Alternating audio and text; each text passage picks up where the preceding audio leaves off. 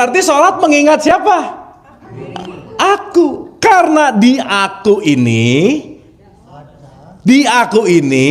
nanti adalah berarti mengenal diri, mengenal Allah. Makanya Nabi Muhammad bilang kolbun mukmin baitullah. Kolbunya si mukmin itu rumah atau bersemayamnya Tuhan. Jadi Allah dekat apa jauh? Dekat apa jauh? Dekat atau dekat banget? Nah, kalau gitu sekarang saya tanya, berarti Allah di dalam kita atau kita di dalam Allah?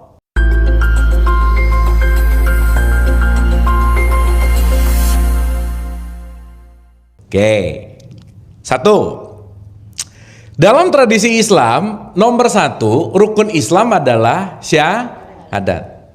Artinya apa Bu Pak? Bersaksi. Berarti kalau bersaksi menyaksikan nggak? Iya dong. Kalau bersaksi cuman pokoknya katanya, bukan bersaksi namanya, itu gosip namanya. Sip ya. Contoh nih ya, ini saya tulis gede-gede, alif lam lam ha. Ini apa Bu Pak? Bukan, tulisan Allah, tulisan. Bener nggak ini? Iya. Ulangi ah. Oh ya udah, ini kayaknya terlalu berat ya, gini aja nih kawan kamu nih. Gini. Nasi. Ini apa? Sok ibu bapak sekarang baca 1000 kali, kenyang nggak? Oh kenyang.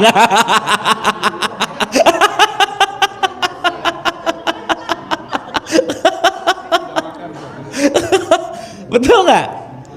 Berarti ketika di sini ada nama ini belum aku saksikan kalau aku belum ketemu barangnya dan menyatu dengan barangnya. Kenyang itu nyebutin nama nasi atau aku menyatu dengan nasi? Yang mana Bu Pak? Menyatu. Wareg, betul. Duh, kalau udah ngomong wareg tuh udah aja. Sampai sini oke Bu Pak? Nah hari ini banyak orang teriak nama tapi nggak tahu yang mana yang dia teriakin gitu. Terus udah sering teriak dianggap keren lagi gitu. Wih, soleh banget ya, kenapa tiap hari tuh dia meneriakkan nama Tuhan gitu. Misalkan. Padahal kata kuncinya tidak terletak pada penamaannya. Kenapa? Karena nanti kita ngerti bahwa setiap nama itu pasti merefer kepada sesuatu. Betul nggak Bu Pak? Karena ini adalah simbol, pasti ada suatu fungsinya. Makanya dalam perspektif tasawuf ada Allah sebagai asma, ada Allah sebagai af'al, ada Allah sebagai sifat, ada Allah sebagai zat. Wah, gitu. Maka tahu nama belum tentu tahu rupa. Tahu rupa belum tentu tahu perbuatannya. Tahu perbuatan belum tentu menyatu dengan dia gitu kira-kira. Makanya kalau dalam perspektif tasawuf, level ma'rifatullah seseorang kepada Tuhan nggak ada yang sama gitu Bu. Beda, dan kita nggak bisa menyamaratakan apalagi memaksa gitu. Nah jadi jangan-jangan selama ini bukan nyembah Allah tetapi menyembah konsep Allah gitu. Nah banyak. Ada ya Pak? Sampai sini oke Bu Pak? Sip ya? Dah. Ini nanti kalau ada season 2 kita akan bahas di season 2 ya. Bismillah. Ada ya? Bismillah. Oke, hari ini kan introduction dulu. Saya ulang dulu ya Ibu Bapak. Coba kita renungkan ya. Karena Ibu Bapak maaf ya, kebanyakan orang tuh otomatis jadi orang Islam. Level 1 syahadat nggak dibahas lagi, langsung sholat aja. Betul ya Pak ya? Tiba-tiba udah sholat belum? Siapa yang menyaksikan? Benar Pak. Benar.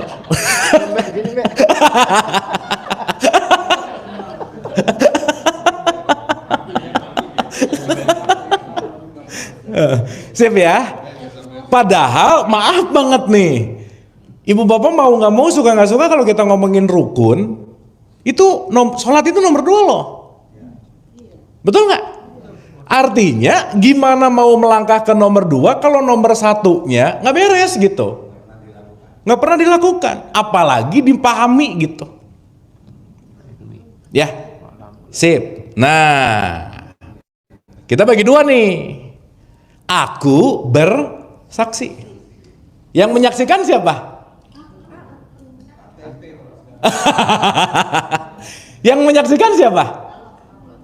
Kok Allah? Aku. Ya, oke, ulangi dulu. Surat 20 ayat 14 ya. Surat 20 ayat 14. Kalimat begini, Bu, Pak. Innani anallah, aku ini adalah Allah. Ketika Allah mengatakan aku adalah Allah, tidak ada Tuhan yang hak selain aku. Tidak ada identitas yang absolut selain dirimu. Karena identitas itu bisa berubah gitu. Oke? Karena diri itu absolut dalam tanda petik. Nanti kita mengerti itu. Maka dirikanlah sholat untuk mengingat aku. Iya, bukan Allah di situ kalimatnya. Aku. Sekarang saya tanya, berarti ibu bapak waktu sholat ingat siapa?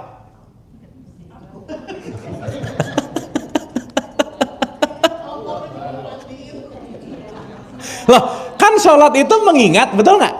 Berarti syarat mutlak mengingat apa? Bukan sholat dong. Jumat. Ketemu.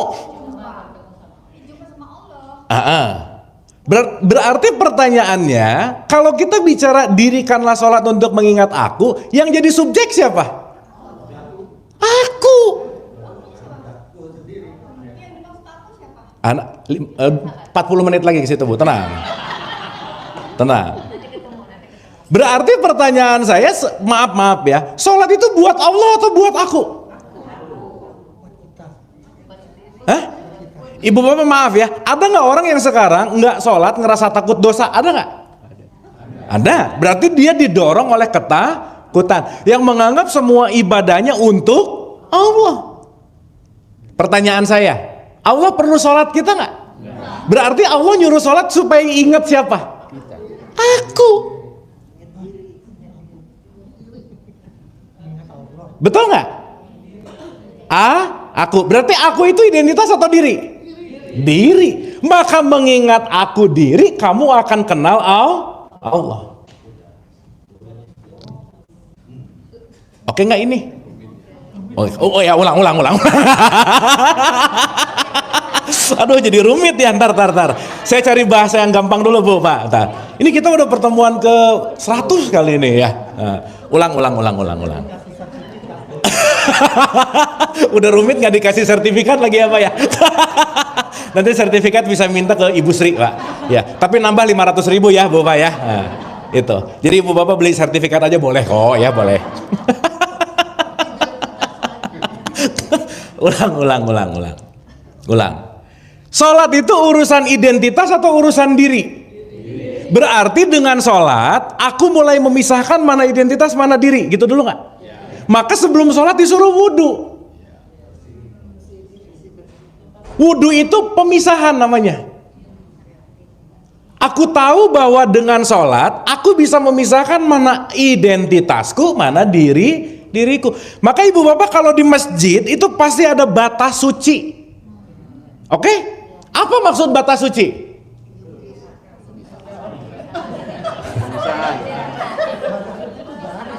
Iya, maksudnya udah mulai batas suci. Maksudnya apa? Hati-hati, lepaskan sendal. Sendal.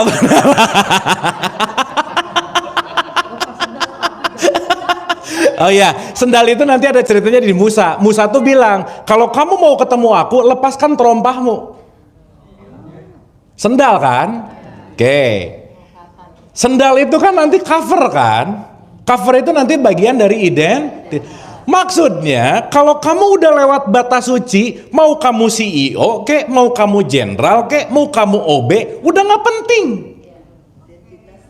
Karena ini ruangan tanpa identitas. Karena kenapa? Semuanya cuma diri di hadapanku, kata Allah. Maka mau level jenderal gimana pun, Jumatan telat di belakang, di kaki kopral nih gitu loh, Bu. Oh iya, kecuali kalau udah take tempat sih, ya udah juga. Ya, udah kita nggak usah ngomongin presiden lah, udahlah ya. Nah, ini kan cerita. Tanggal 20. Ada tanggal 20. Sampai sini oke, Bu, Pak? Makanya haji pun menggunakan wudhu yang sama nggak sebetulnya? Konsepnya apa? menggunakan baju ihram. Kamu mau gimana? Nggak ada merek kain ihram Louis Vuitton, nggak ada bu Pak. Ini yang aku ini Prada gitu misalnya, enggak. Pokoknya ihram nggak penting mereknya apa. Kenapa? Di hadapanku yang laku bukan identitasmu tapi dirimu. Oke sampai sini? Sip ya?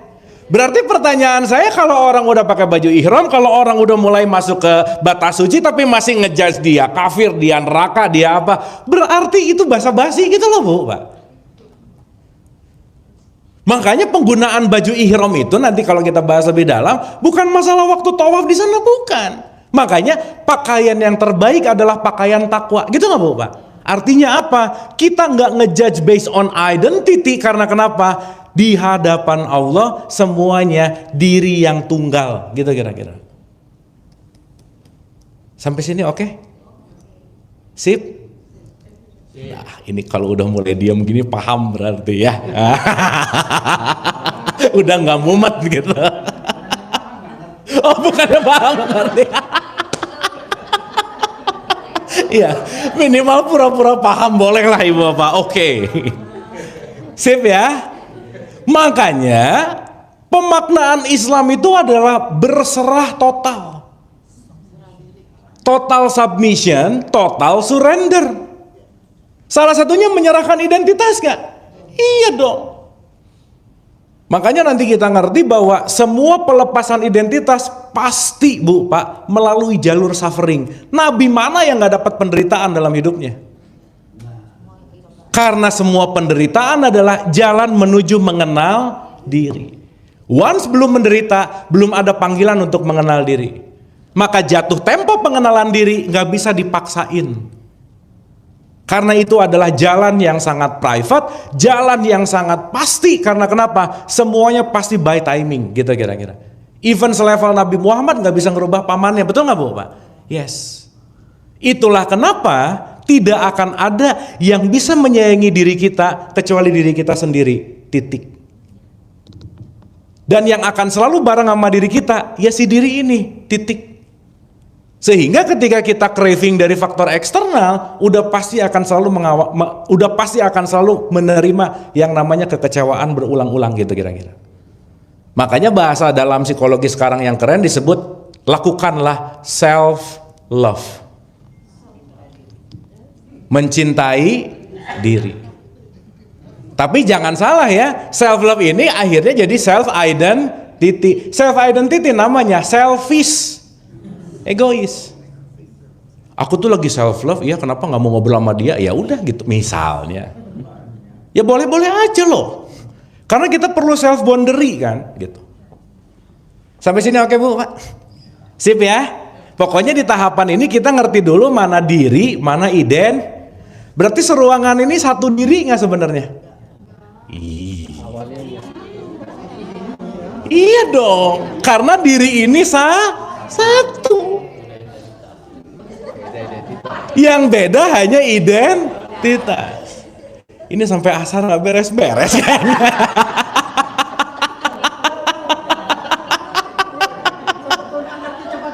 Oh sepertinya ngerti cuman telat ya Pak. Makanya disebut umatan wahidah, umat yang tunggal.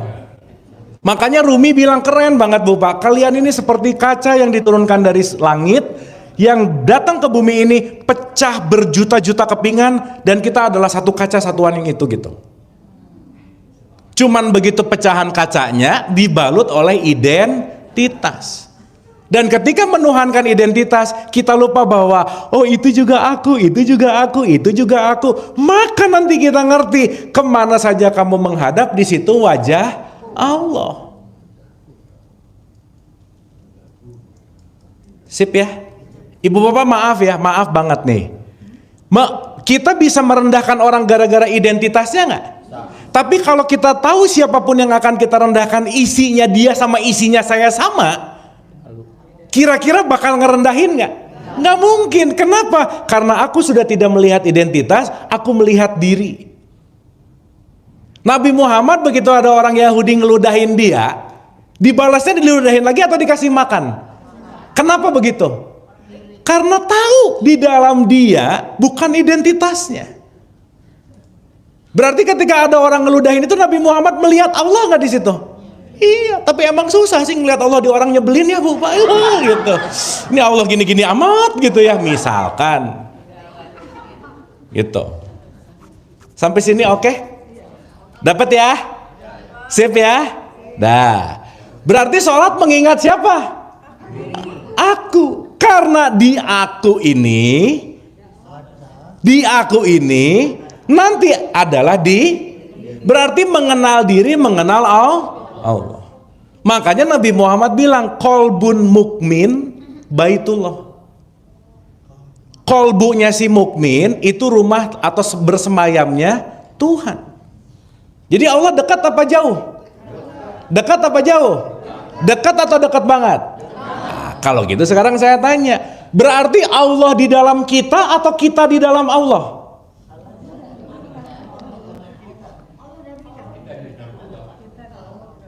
Nah, ini beda mazhab nih. Ini A, B.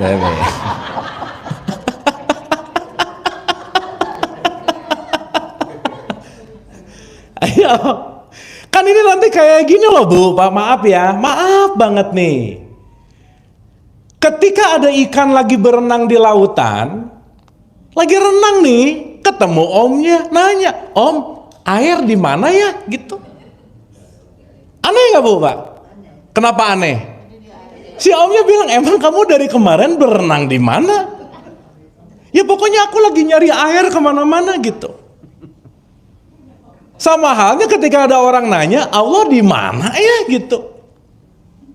Betul nggak Bu, Pak? Pertanyaan. Ini rumah ini ada di Jalan Jenggala. Jenggala ada di Jakarta. Jakarta ada di Pulau Jawa. Pulau Jawa ada di Indonesia. Indonesia ada di planet Bumi, biar cepat. Bumi ada di super cluster. Semuanya ada di alam semesta, betul? Saya mau nanya, alam semesta ada di mana?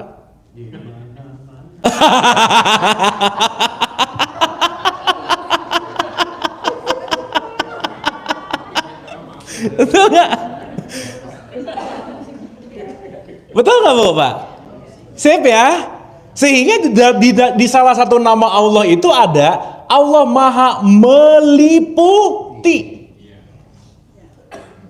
Berarti sekarang saya tanya, kalau Allah Maha Meliputi, ada di luar dia nggak?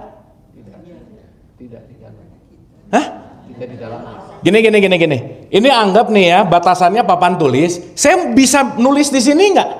Kenapa?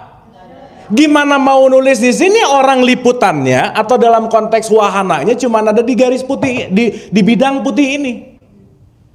Betul nggak Bu, Pak? Pertanyaannya, berarti mungkin nggak ada tulisan di luar papan ini? Berarti mungkin nggak ada sesuatu di luar Allah? Karena Allah Maha Meliputi. Itu satu. Dan semua tulisan ini sumbernya sama nggak? Dari spidol. Dari spidol ini bisa menjadikan tanpa terbatas tulisan, tapi source-nya sama. Dan dia nggak mungkin lepas dari papan tulis ini.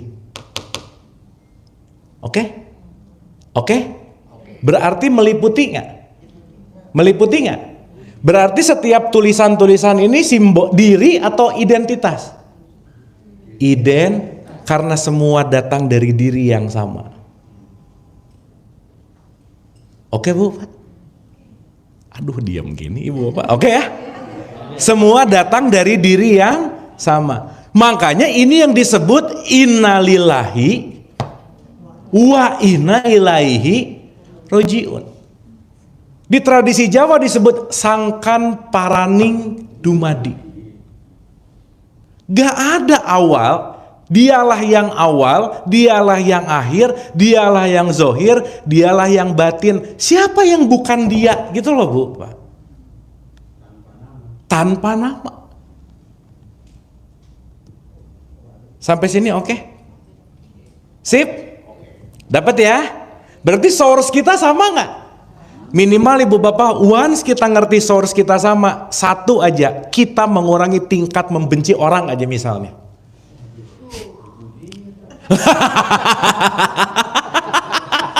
Itu dia tuh. Berarti ibu bapak kebencian ada pada diri atau ada pada identitas? Sip, mantap. Makanya kalau ibu bapak lagi benci, gunakanlah kata sederhana, bukan aku benci, bukan.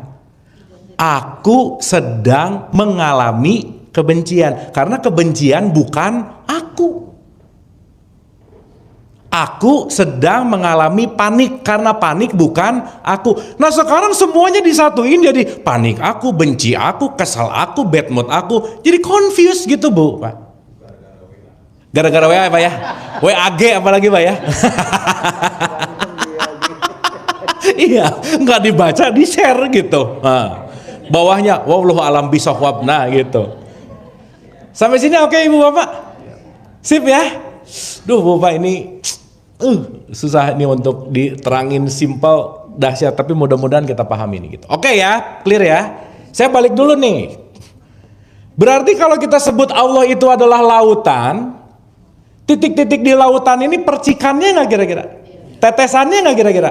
Maka setiap tetesan yang ada di liputan lautan ini nggak mungkin tidak memiliki sifat sumbernya.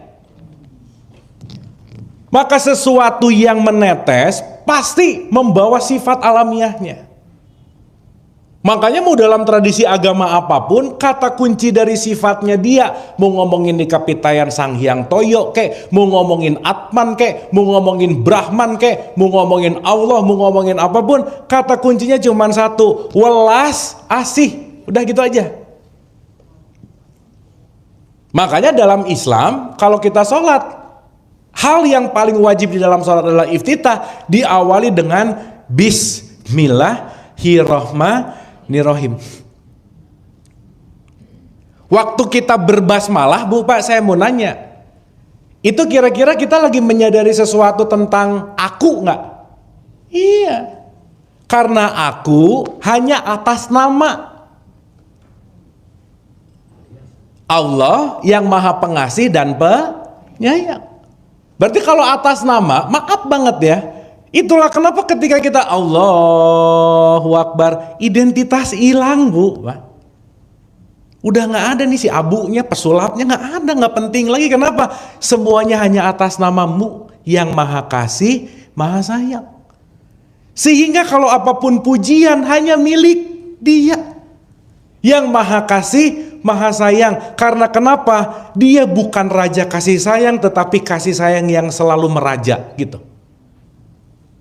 Dan once kalau udah kasih sayang meraja itu hadir, Rumi selalu mengatakan love is bridge to anything. Cinta adalah jembatan untuk apapun itu. Maka kalau pakai cinta, pakai welas asih, tidak ada identitas yang akan meninggikan, merendahkan. Semuanya dipersatukan oleh welas asih.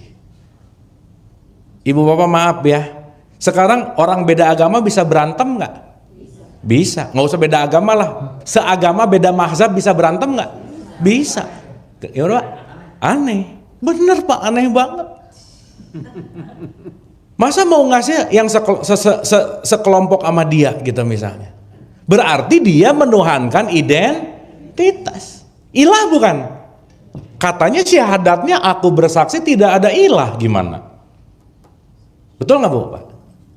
Sampai sini oke Bu? Sip ya. Berarti kita ini semua tetesan dari lautan yang sama nggak kira-kira? Yes, itu dulu aja. Cuman kita nanti beda-beda nama, beda-beda identitas, tapi source kita, karena kita nggak mungkin lepas dari Dia gitu. Berarti Ibu Bapak maaf ya, mungkin nggak si diri jauh dari Allah?